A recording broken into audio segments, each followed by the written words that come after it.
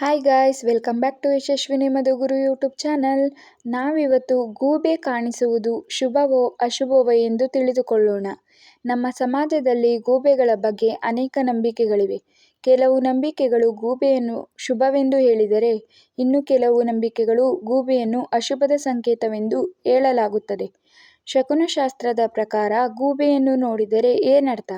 ಗೂಬೆ ನೋಡುವುದು ಶುಭವೋ ಅಥವಾ ಅಶುಭವೋ?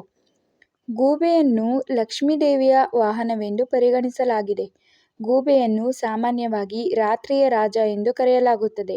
ಶಕುನದ ಪ್ರಕಾರ ಗೂಬೆಯ ದೃಷ್ಟಿಯು ಕೆಲವು ಸ್ಥಳಗಳಲ್ಲಿ ಮಂಗಳಕರವೆಂದು, ಕೆಲವು ಸ್ಥಳಗಳಲ್ಲಿ ಅಶುಭವೆಂದು ಪರಿಗಣಿಸಲಾಗುತ್ತದೆ.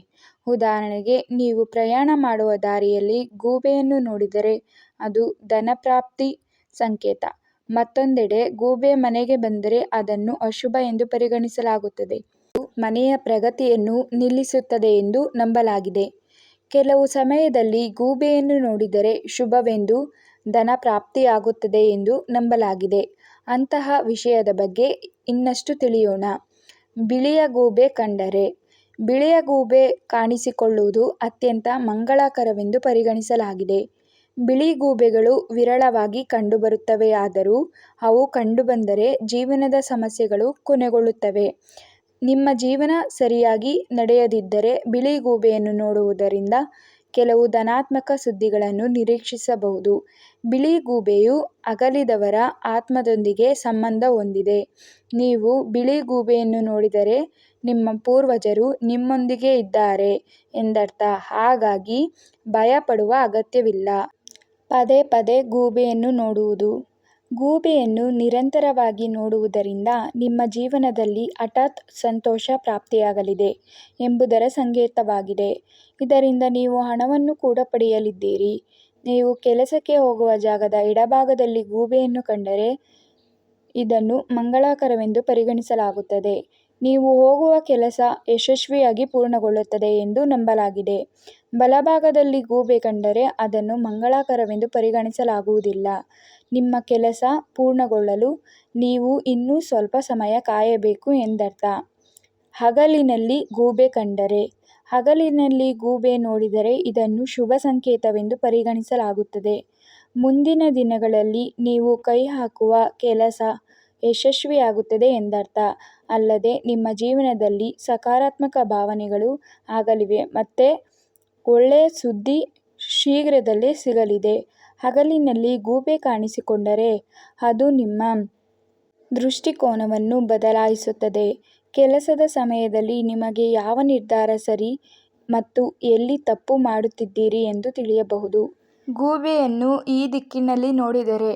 ಗೂಬೆಯನ್ನು ನೈಋತ್ಯ ದಿಕ್ಕಿನಲ್ಲಿ ನೋಡಿದರೆ ಅಥವಾ ಶಬ್ದ ಕೇಳಿದರೆ ಅದನ್ನು ಆರ್ಥಿಕ ಬಿಕ್ಕಟ್ಟಿನ ಸೂಚನೆಯೆಂದು ಪರಿಗಣಿಸಲಾಗುತ್ತದೆ. ಮತ್ತೊಂದೆಡೆ ಗೂಬೆಯ ಶಬ್ದವು ಪೂರ್ವದಿಂದ ಉತ್ತರಕ್ಕೆ ಅಥವಾ ಆ ದಿಕ್ಕಿನಲ್ಲಿ ಗೂಬೆಯನ್ನು ನೋಡಿದರೆ ಅದನ್ನು ಆರ್ಥಿಕ ಲಾಭಗಳ ಸೂಚಕವೆಂದು ಪರಿಗಣಿಸಲಾಗುತ್ತದೆ. ನಿಮ್ಮ ಜೀವನದಲ್ಲಿ ಹಣಕ್ಕೆ ಸಂಬಂಧಿಸಿದ ಎಲ್ಲ ಸಮಸ್ಯೆಗಳು ಕೊನೆಗೊಳ್ಳುತ್ತವೆ ಎಂದು ಹೇಳಲಾಗುತ್ತದೆ. ನೀವು ದಕ್ಷಿಣ ದಿಕ್ಕಿನಲ್ಲಿ ಗೂಬೆಯ ಶಬ್ದವನ್ನು ಕೇಳಿದರೆ ಅಥವಾ ಈ ದಿಕ್ಕಿನಲ್ಲಿ ಗೂಬೆಯನ್ನು ನೋಡಿದರೆ ನೀವು ನಿಮ್ಮ ಶತ್ರುಗಳನ್ನು ಗೆಲ್ಲುವಿರಿ ಎಂದರ್ಥ. ರಾತ್ರಿ ಗೂಬೆ ನೋಡಿದರೆ. ರಾತ್ರಿ ರಾಜ ಎಂದು ಕರೆಯಲ್ಪಡುವ ಗೂಬೆಯನ್ನು ನೀವು ರಾತ್ರಿ ಹೊತ್ತು ನೋಡಿದರೆ ಅದನ್ನು ಶುಭ ಎಂದು ಪರಿಗಣಿಸಲಾಗುತ್ತದೆ. ಅದರಿಂದ ನೀವು ನಿಮ್ಮನ್ನು ಅದೃಷ್ಟವಂತ ವ್ಯಕ್ತಿ ಎಂದು ಪರಿಗಣಿಸಬಹುದು. ನೀವು ಎಲ್ಲ ಸಮಸ್ಯೆಗಳಿಂದ ಮುಕ್ತಿ ಪಡೆಯುತ್ತೀರಿ ಮತ್ತು ವೃತ್ತಿ ಜೀವನದಲ್ಲಿ ಪ್ರಗತಿ ಇರುತ್ತದೆ. ರಾತ್ರಿ ಸಮಯದಲ್ಲಿ ಗೂಬೆಯ ಧ್ವನಿಯನ್ನು ಕೇಳಿದರೆ ಇದರರ್ಥ ಮುಂಬರುವ ದಿನಗಳು ನಿಮಗೆ ಒಳ್ಳೆಯದಾಗಲಿದೆ ಎಂಬರ್ಥ. ನೀವು ಎಲ್ಲ ಕ್ಷೇತ್ರಗಳಲ್ಲಿ ಯಶಸ್ಸು ಪಡೆಯುತ್ತೀರಿ ಎಂಬುದಾಗಿದೆ. ಈ ರೀತಿ ಗೂಬೆಯನ್ನು ನೋಡುವುದಾಗಲಿ ಅದರ ಶಬ್ದ ಕೇಳುವುದಾಗಲಿ ಆದರೆ ನೀವು ಅನೇಕ ಹೊಸ ಸ್ನೇಹಿತರನ್ನು ಸಂಪರ್ಕವನ್ನು ಪಡೆಯುತ್ತೀರಿ ಎಂದು ಅರ್ಥ. ಗೂಬೆಯು ನಿಮ್ಮ ದಾರಿಗೆ ಅಡ್ಡ ಹೋದರೆ. ನೀವು ಹೋಗುವ ದಾರಿಯಲ್ಲಿ ಗೂಬೆಯು ಅಡ್ಡ ಬಂದರೆ ಅದನ್ನು ಶುಭ ಶಕುನವೆಂದು ಪರಿಗಣಿಸಲಾಗುತ್ತದೆ. ತಡೆಹಿಡಿಯಲಾಗಿರುವ ಅಥವಾ ಅರ್ಧಕ್ಕೆ ನಿಂತಿರುವ ನಿಮ್ಮ ಕೆಲಸ ಕಾರ್ಯಗಳು ಪೂರ್ಣಗೊಳ್ಳುತ್ತವೆ ಎಂದು ಅರ್ಥ. ಹಳೆಯ ಸಾಲಗಳು ಸಹ ಬೇಗ ತೀರಿ ಹೋಗುತ್ತವೆ. ಗೂಬೆ ನಿಮ್ಮ ಮೇಲೆ ಹಾರಿ ಹೋದರೆ ಅದು ನಿಮ್ಮ ಜೀವನಕ್ಕೆ ಹೊಸ ತಿರುವು ಸಿಗಲಿದೆ ಎಂದು ಅರ್ಥ. ನಿಮ್ಮ ಜೀವನದಲ್ಲಿ ಏನೇ ಸಮಸ್ಯೆಗಳಿದ್ದರೂ ಅವು ಮುಗಿಯುತ್ತವೆ ಮತ್ತು ಶೀಘ್ರದಲ್ಲೇ ನೀವು ಸಂತೋಷ ಮತ್ತು ಶಾಂತಿಯನ್ನು ಪಡೆಯುತ್ತೀರಿ ಎಂಬ ಸೂಚನೆಯಾಗಿದೆ. ಗೂಬೆಗಳನ್ನು ಕನಸಿನಲ್ಲಿ ನೋಡುವುದು. ಗೂಬೆ ರೋಗಿಗಳನ್ನು ಮುಟ್ಟಿದರೆ ಅಥವಾ ಅದರ ಮೇಲೆ ಹಾರಿ ಹೋದರೆ ಅತ್ಯಂತ ಗಂಭೀರವಾದ ರೋಗಗಳು ಸಹ ಗುಣವಾಗುತ್ತವೆ ಎಂದು ಹೇಳಲಾಗುತ್ತದೆ.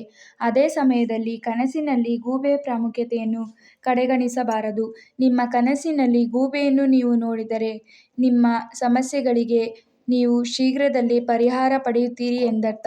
ಅದೇ ಸಮಯದಲ್ಲಿ ಜ್ಞಾನವೂ ನಿಮ್ಮಲ್ಲಿ ಹೆಚ್ಚಾಗಲಿದೆ. ಈ ಕಾರಣದಿಂದಾಗಿ ನಿಮ್ಮ ಸ್ವಂತ ಸಾಮರ್ಥ್ಯದಲ್ಲಿ ನೀವು ನಂಬಲು ಪ್ರಾರಂಭಿಸುತ್ತೀರಿ ಮತ್ತು ಎಲ್ಲವೂ ಚೆನ್ನಾಗಿರುತ್ತದೆ ಎಂಬುದು ಅರ್ಥ.